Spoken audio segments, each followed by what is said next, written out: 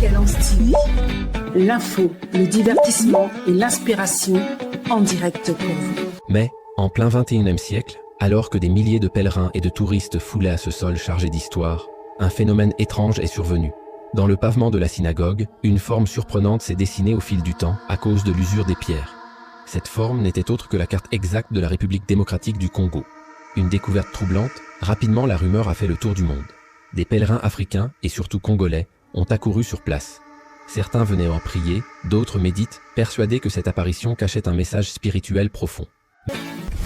Je suis Nazali, Jésus-Christ de Nazareth. Pour ce qu'on a le de nature, mais si on a le Jésus-Christ de Nazareth, on a et ce que Jésus-Christ était de Nazareth, Jésus et l'Inzeza et Jésus-Christ de Nazareth. Titre Papa Nabiso Sa Majesté le roi et le Congo amemeli biso na mokona lelo Nzambe alobi tokomi sikoyo na vrai Israël na le 8 août 2017 Nzambe apesaki promesse que Congo akobunda 3e guerre mondiale jusqu'à ce que akozwa monopole ya Israël. Tozwaki révélation wana Nzambe abandaki déjà ko déclarer a parlé ki biso beaucoup na oetali Israël. Nzambe alakisaki biso ke tant papa soko tuna ye azoko tuna ye na likambo ya Israël Nzambe ayebisi ke asalaki eloko nyonso tu na Israël.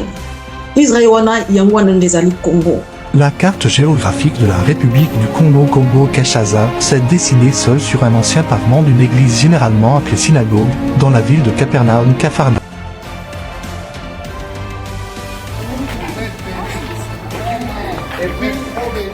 S'il vous plaît. Spécialement.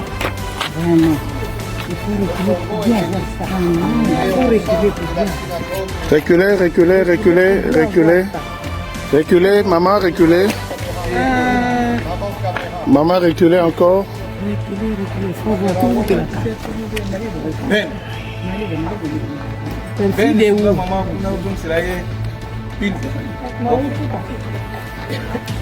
Papa a parlé biso beaucoup na sujet ya Israël. Azaki kola kisa biso toyeba source na biso place to wuti toza ba ne Congo. Biso nde toza ba vrai israélite o ba yibaki histoire na biso. Lelo Nzambe ay kozongisa biso. Nzambe alobaki lisusu Congo akoyeba kozor kombo na ya Israël. Il faut Congo alata kombo na Israël parce que Israël eza kombo ya bénédiction. Israël c'est ça la pierre. O papa a détaillé biso lelo Israël eza libanga. Ya libanga oyo Jacob alalelaki tango azako kende atiki ba parents na ye azako kende epa ya oncle na ye ayebaki kolala likola libanga pe apesaki Nzambe promesse libanga oyo soki o batelinga bisika na kokende nazali vivant tango na kozonga na libanga oyo na kotonga temple na libanga wana papa atalisi songo lelo na libanga na Nzambe ayi kopesa promesse apesi kombo ya Israël wana ndezali biso lelo banikolo.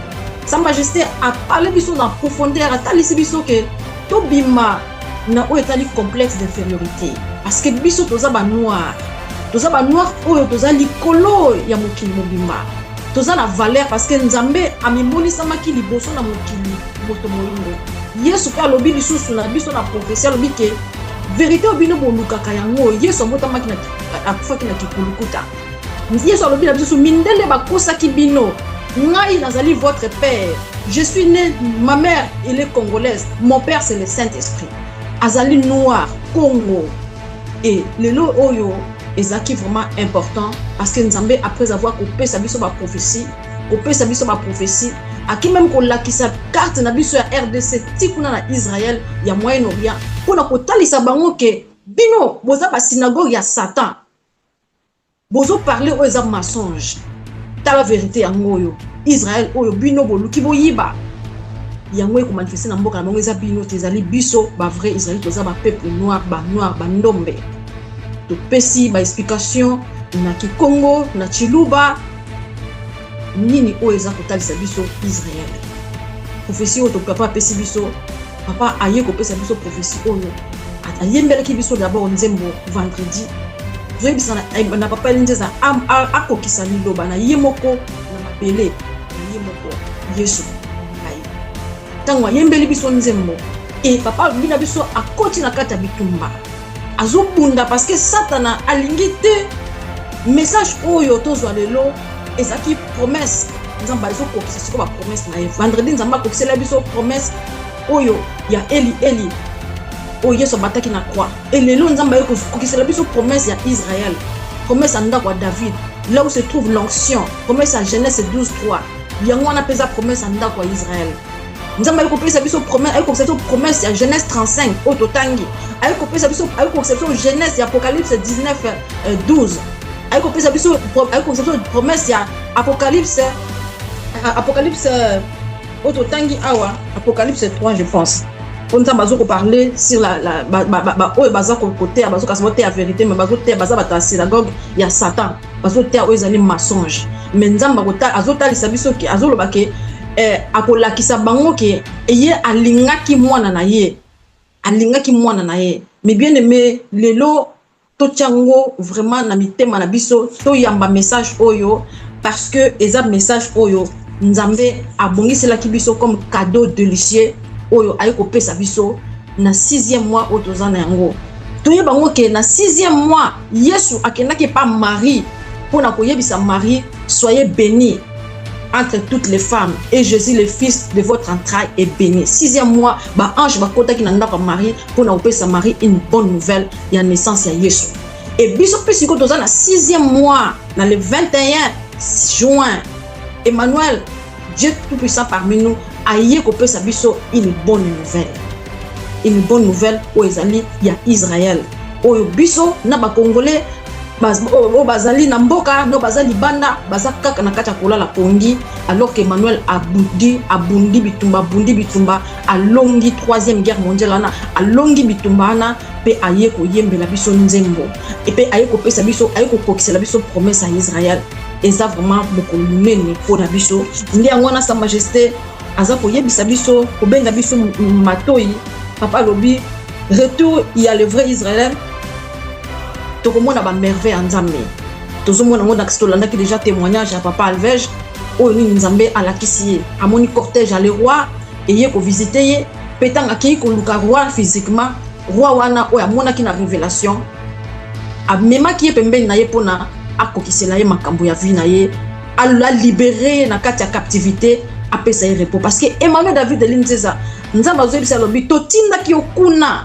pour que ne ko libérer peuple wana bakoma lokola banyama na kati ya zo po yo ozali éternel yo ozali je suis yo ozali Nzambe yo ozali Emmanuel Dieu le tout puissant parmi nous.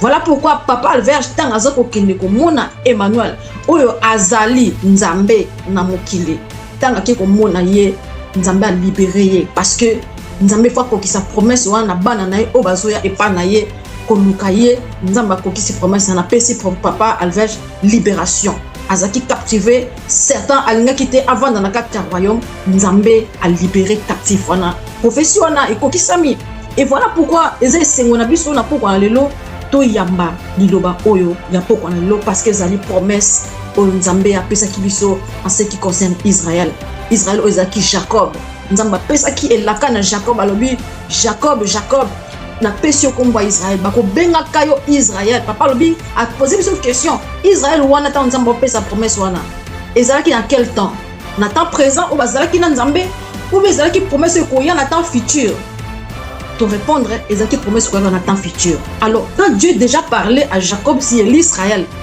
si ko ndenge ni susu mindele ba kende lisusu ko détourner biso ba décliner prophétie et comme susu ya ba Israélite à Moyen-Orient.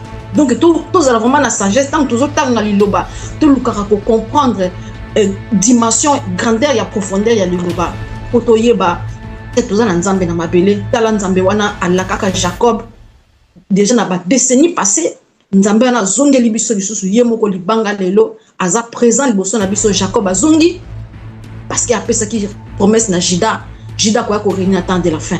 Nous sommes à la temps de la fin. Voilà pourquoi Juda zongi yewana Jacob pour na ko expliquer biso libango ngana lalelaki libanga wana ezalaki Israël ezali yo na ngai congolais.